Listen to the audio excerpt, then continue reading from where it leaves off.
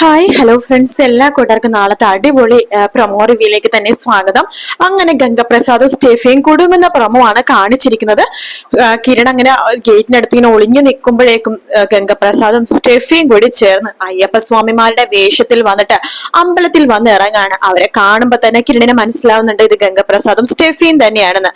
അതുകൊണ്ട് തന്നെ അവരുടെ പിന്നാലെ തന്നെ പോകുകയാണ് കിരൺ കേട്ടോ. അപ്പൊ നോക്കുമ്പോഴേക്കും കിരൺ ഇവരെ പതുക്കെ വാച്ച് ചെയ്യാണ്. അപ്പൊ ആ സമയത്താണെങ്കിൽ പ്രകാശിനും കല്യാണിയും കാർത്തികയും ലക്ഷ്മി അമ്മയും കൂടിയിട്ട് അമ്പലത്തിൽ ഇങ്ങനെ പ്രദക്ഷിണങ്ങൾ വെക്കോട്ടെ. അപ്പൊ അവരെ തന്നെയാണ് ഇവര് നോക്കി ഈ ഗംഗപ്രസാദും സ്റ്റെഫിയും നോക്കിക്കൊണ്ടിരിക്കുന്നത്.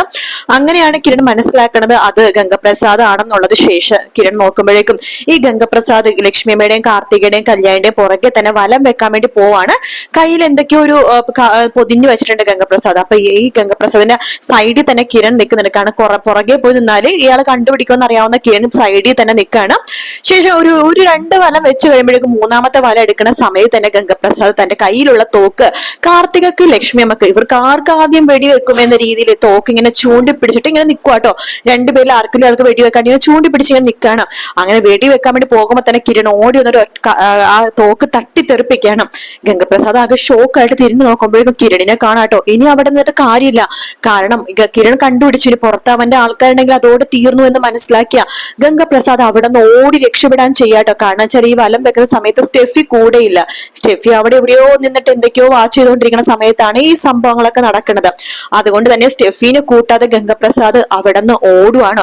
ഓടുമ്പോഴാണ് പ്രകാശനും അതുപോലെ തന്നെ കല്യാണിയും കാർത്തികയും ലക്ഷ്മി അമ്മയും ഈ കാഴ്ച കാണുന്നത്. അപ്പോ ഇവർ കാണുമ്പോഴേക്കും ഒരു അയ്യപ്പസ്വാമിയുടെ വേഷത്തിൽ ഇങ്ങനെ ഒരാൾ പോകുന്നു. തൊട്ടു പിന്നാലെ കിരൺ പോകുന്നു. അപ്പൊ തന്നെ പ്രകാശൻ പറഞ്ഞു, മക്കളെ നിങ്ങൾ മാറി നിൽക്ക്, ഇത് വേറെ ആരുമില്ല, അവനാ ആ ഗംഗപ്രസാദ് എന്ന് പറയാണ്. അങ്ങനെ കിരൺ പുറകിൽ ഇങ്ങനെ പോയിക്കൊണ്ടിരിക്കുകയാണ്. അപ്പോ കല്യാണി പറഞ്ഞു, അച്ഛാ അവൻ ഒരു കാര്യം ശ്രദ്ധിച്ചോ, അവൻ ഒറ്റക്കാണ് കിരണേട്ടൻ ഓടിച്ചിട്ടേക്കണത്. അപ്പൊ അവള്, അതായത് ഗംഗപ്രസാദിന്റെ കൂടെ തന്നെ അവളും വേഷം മാറി ഇവിടെ ഉണ്ടാവുമായിരിക്കും, നമുക്ക് അവളെ പിടികൂടണമെന്ന് കല്യാണി പറയുന്നുണ്ട്. ആ സമയത്താണെങ്കിൽ അവിടെ ഉണ്ടായിരുന്ന ഒരു പോലീസുകാരുടെ വേഗം തന്നെ പ്രകാശമുണ്ട്. അതെ, ആ ഗംഗപ്രസാദ് പിടികിട്ടാപ്പുള്ളി ഗംഗപ്രസാദ്, പിന്നെ അവന്റെ കൂടെ സഹായത്തിന് ഒരു പെണ്ണുണ്ടല്ലോ സ്റ്റെഫി, അവർ അയ്യപ്പസ്വാമിയുടെ വേഷത്തിൽ ഈ അമ്പലത്തിൽ എത്തിയിട്ടുണ്ട്. എല്ലാ സ്റ്റേഷനിലും ഇപ്പൊ തന്നെ റിപ്പോർട്ട് ചെയ്യണം. അയ്യപ്പസ്വാമിയുടെ വേഷത്തിൽ ആരെ കണ്ടാലും പെട്ടെന്ന് തന്നെ ഒന്ന് നോക്കാൻ വേണ്ടി പറയണോന്ന് പറഞ്ഞിട്ട് പോലീസുകാരോട് പറയുന്നുണ്ട്. അപ്പൊ തന്നെ പോലീസുകാർ എല്ലായിടത്തും ഇങ്ങനെ പറയാണ്, ഇങ്ങനെ ഈ വേഷത്തിൽ ആരെങ്കിലും കണ്ട അപ്പൊ തന്നെ നോക്കണം, സംശയമായിട്ട് ആരെങ്കിലും കണ്ട നോക്കണം എന്നൊക്കെ പറയുന്നുണ്ട് കേട്ടോ. അപ്പൊ സ്റ്റെഫി എവിടെ ഒളിച്ചും പോകാതെ നിൽക്കണെന്ന് കല്യാണി ഇങ്ങനെ നോക്കിക്കൊണ്ടിരിക്കുകയാണ്. അമ്പലത്തിന്റെ സൈഡിലേക്ക് ഇങ്ങനെ നോക്കുന്നുണ്ട്. അങ്ങനെ നോക്കുമ്പോഴേക്കും പെട്ടെന്ന് കല്യാണിയുടെ കണ്ണിൽ തന്നെയാണ് ഇവള് സ്റ്റെഫി പെടുന്നത് കേട്ടോ. കല്യാണിക്ക് ആ ഒരു ദേഷ്യം, അതായത് തന്റെ അമ്മേനെ കൊന്നവന്റെ കൂട്ടാളി, അതായത് തന്റെ അമ്മേനെ കൊല്ലാൻ വേണ്ടി കൂട്ടുനിന്നവനെ സംരക്ഷിച്ചതും അതുപോലെ തന്നെ അവനെ കാര്യങ്ങൾ പറഞ്ഞെടുത്തതും അവൻ അവിടെ എത്തിച്ചതുമായിട്ടുള്ള ആ സ്ത്രീനെ കൺമുമ്പേ കണ്ട കല്യാണിക്ക് പക അടക്കാൻ പറ്റുന്നില്ല. കല്യാണി വേഗം തന്നെ സ്റ്റെഫിനെ ഓട്ടമാണ്. സ്റ്റെഫി മുമ്പിലോടുന്നു, കല്യാണി പുറകിലോടുന്നു. അങ്ങനെ കുറെ നേരം ഓടി കഴിയുമ്പോഴേക്കും സ്റ്റെഫി പെട്ടെന്ന് തന്നെ അങ്ങനെ കാല് തെറ്റി വീഴുവാട്ടോ. മുമ്പിലേക്ക് ഇങ്ങനെ വീഴുവാണ്. വീണിട്ട് പതുക്കെ സ്റ്റെഫിക്ക് എഴുന്നേക്കാൻ പറ്റുന്നില്ല. സ്റ്റെഫി പതുക്കെ ഇങ്ങനെ തല പൊക്കി നോക്കുമ്പോഴേക്കും കല്യാണിനെ കാണാണ്. കല്യാണിനെ കാണുന്ന സ്റ്റെഫി ആകെ ഷോക്ക് ആവണം. അയ്യോ, മാപ്പാക്കണം, ക്ഷമിക്കണം എന്നൊക്കെ പറഞ്ഞിട്ട് കൈ കൊപ്പി ഇങ്ങനെ നാക്കണം. അപ്പൊ തന്നെ കല്യാണി ഒരു ഒറ്റ ചവിട്ട് കൈക്കിട്ട് കൊടുക്കാട്ടോ. ലക്ഷ്മിയമ്മയും കാർത്തികയും അവരുടെ കല്യാണിയുടെ കൂടെ തന്നെ ലക്ഷ്മിയമ്മയും കാർത്തികയും കൂടി ഇങ്ങനെ നിൽക്കാണ്. കല്യാണി മോളെ, ദേ നമ്മുടെ മനസ്സിലുള്ള ദേഷ്യം ഫുള്ളും തീർക്കാൻ കിട്ടിയ അവസരം അത്. നമ്മളെ അയ്യപ്പ സ്വാമിയായിട്ട് നമ്മളെ ഇപ്പൊ ഇവിടെ എത്തിച്ചത് ഇവരുടെ തനി വേഷം കണ്ടുപിടിക്കാനായിട്ട്. നീ എന്താണ് വിചാരിച്ചത്, സ്വാമിമാരുടെ വേഷിട്ട കണ്ടുപിടിക്കാൻ പറ്റില്ലെന്നോ? എടി, നീ അയ്യപ്പ സ്വാമിയുടെ വേഷിട്ട് കള്ളത്തരം കാണിക്കാൻ വേണ്ടി വന്ന് നിന്നെയും അവനെ ദൈവം തന്നെയാണ് ശിക്ഷിച്ചത് എന്ന് പറഞ്ഞിട്ട് ലക്ഷ്മമ്മ മുഖത്തോട്ട് ഒറ്റ അടി വെച്ച് കൊടുക്കാട്ടോ. അപ്പൊ കാർത്തികാണെങ്കിൽ രണ്ട് കവിളും അടിച്ചു പൊട്ടിക്കുന്നുണ്ട്. കല്യാണി ദേഷ്യം കൊണ്ട് എത്ര അടി അടിക്കണമെന്ന് കല്യാണിക്ക് തന്നെ അറിയില്ല. കല്യാണി കൈ കഴക്കുന്നവരെ അവളുടെ മുഖത്തിട്ടും കൈക്കിട്ടൊക്കെ ഇങ്ങനെ അടിച്ചുകൊണ്ടിരിക്കുകയാണ്. അത് കണ്ടുകൊണ്ട് ബൈജു അങ്ങോട്ടേക്ക് വേണ്ട കല്യാണി മതി മതി എന്ന് പറഞ്ഞിട്ട് മാറ്റി നിർത്തുകയാണ്.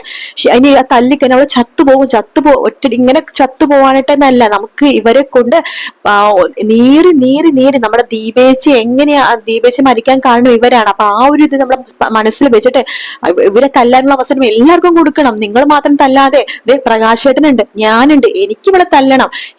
എന്നെ കയ്യും കലാശവും കാണിച്ച് പെണ്ണ് കാണാൻ വേണ്ടി വീട്ടിലേക്ക് വിളിച്ചെടുത്തിട്ട് നീ എന്നെ എന്താടി ചെയ്തത്? എന്നിട്ട് പാവം പ്രകാശേട്ടന്റെ വയ്യാത്ത പ്രകാശേട്ടന്റെ വയറ്റിൽ കത്തി കൊള്ളാൻ കാരണം നീയാണെന്ന് പറഞ്ഞിട്ട് ബൈജു ഒറ്റ അടി വെച്ച് കൊടുക്കുന്നു കേട്ടോ. ശരിക്കും പറഞ്ഞാൽ സ്റ്റെഫി ആകെ തളർന്ന് വീഴാണ്. പിന്നെ സ്റ്റെഫിനെ അവരെല്ലാരും കൂടി അമ്പലത്തിൽ വന്ന ആൾക്കാരും എല്ലാരും കൂടി അവിടെ തന്നെ അങ്ങനെ കെട്ടിയിടാണ് പോലീസിനെ ഏൽപ്പിക്കാണ്ട്. പിന്നെ സ്റ്റെഫി എന്ന് പറഞ്ഞപ്പോഴേക്കും പോലീസിനെ ഏൽപ്പിക്കാനേ പറ്റുള്ളൂ. ഗംഗപ്രസാദിനെ പോലെ പെട്ടെന്ന് ഇങ്ങനെ കൊല്ലാൻ പറ്റുന്ന ഒരാളല്ല. ആ മാത്രമല്ല ഗംഗപ്രസാദ് എവിടെയാണെന്നും ഗംഗപ്രസാദിന്റെ പല ക്രൂരതകളും അങ്ങനെ പലതും തെളിവാണ് ഇവള്. അപ്പൊ അതുകൊണ്ട് തന്നെ സ്റ്റെഫിനെ കൊല്ലാതെ ഒരു മൂലയ്ക്ക് ഇങ്ങനെ മാറ്റി കെട്ടി വെച്ചിരിക്കുകയാണ്. അത് സ്റ്റെഫി അങ്ങ് തളർന്നൊടിഞ്ഞു കേട്ടോ, ചത്ത പോലെ ആയി അപ്പൊ തന്നെ. പിന്നെ ഗംഗപ്രസാദ് ആണെങ്കിൽ ഓടി ഓടി ഓടി തളരണൊന്നുമില്ല, ഇങ്ങനെ ഓടിപ്പോണം. കുറച്ചപ്പോഴേക്കും ഗംഗപ്രസാദ് തളരുന്നുണ്ടെങ്കിൽ കിരണിനെ തളർച്ചയൊന്നുമില്ല. ഒരൊറ്റ ചവിട്ടിനൊക്കെ കിരൺ ആരില്ലാത്തൊരു കാടിന്റെ സൈഡ് എത്തുമ്പോഴേക്കും ഗംഗപ്രസാദിനെ ചവിട്ടിയിടാണ്. ഗംഗപ്രസാദ് അവിടെ നിന്ന് എഴുന്നേറ്റ് ഓടാൻ പോകുമ്പോഴേക്കും കിരൺ മരത്തിന്റെ ആ ഒരു വള്ളി പിടിച്ച് കറങ്ങി കറങ്ങി കറങ്ങി ഗംഗപ്രസാദിനെ ഒരുപാട് അടി അടിക്കുന്നുണ്ട്. അവന്റെ താടിയും അതുപോലെ തന്നെ മുടിയൊക്കെ പറഞ്ഞു പോകുവാട്ടോ. ശേഷം കിരൺ അവനെ പിടിച്ച് കുറെ അടി അടിക്കുന്നുണ്ട്. കിരണേ, എന്നോട് ക്ഷമിക്കണം. ക്ഷമിക്കണോന്നോ? നിനക്ക് ഇങ്ങനെ പറയാൻ തോന്നടാ? എടാ, നിന്നെ കൊല്ലാനുള്ള അർഹത എനിക്കല്ല, കല്യാണിയുണ്ട്. അതായത് നീ കൊന്നത് കല്യാണിയുടെ അമ്മയാണ്. അപ്പൊ നിന്നോട് ഏറ്റവും കൂടുതൽ പകയുള്ളത് കല്യാണിക്ക. പിന്നെ നീ കൊന്ന ദീപയുടെ ഭർത്താവ് പ്രകാശൻ, കല്യാണിയുടെ അച്ഛൻ, അവർക്കൊക്കെ നിന്നെ ഇട്ട് കൊടുക്കണോടെ എനിക്ക്. നീ ഒരു പുഴുവിനെ പോലെ അവരുടെ മുമ്പിൽ ഇങ്ങനെ പെടയണം.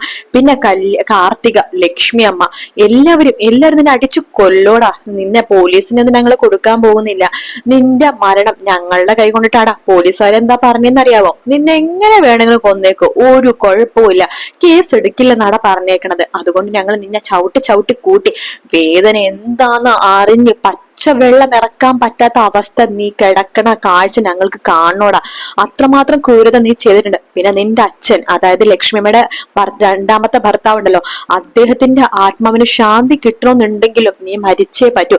നീ ജീവിക്കണമെന്ന് ഈ ലോകത്ത് ആരും തന്നെ വിചാരിക്കുന്നില്ല. ഒരു ഒരു ഉറുമ്പ് പോലും നീ ജീവിക്കണമെന്ന് ആഗ്രഹിക്കുന്നില്ല. പിന്നെ നിന്റെ ആ ഒരു കാമുകയുണ്ടല്ലോ, എന്നുള്ള പേര് തരുണിമ, അവരെ കല്യാണിയും കൂട്ടരും കൂടി ചുറ്റി വളർന്നിട്ടുണ്ട്. അവളുടെ കാര്യത്തിൽ ഒരു തീരുമാനമായി. ഇനി നിന്റെ കാര്യത്തിൽ തീരുമാനമാക്കണ്ടേ? വാടാ എന്ന് പറഞ്ഞിട്ട് കിരൺ ആ ഗംഗപ്രസാദിന്റെ കഴുത്തിന് ഷർട്ടിനെ പിടിച്ച് വലിച്ച് കൊണ്ടുപോകട്ടെ. അപ്പൊ അപ്പോഴും രക്ഷപ്പെടാൻ വേണ്ടി നോക്കാണ് ഗംഗപ്രസാദ് കിരണെ തട്ടി മാറ്റി.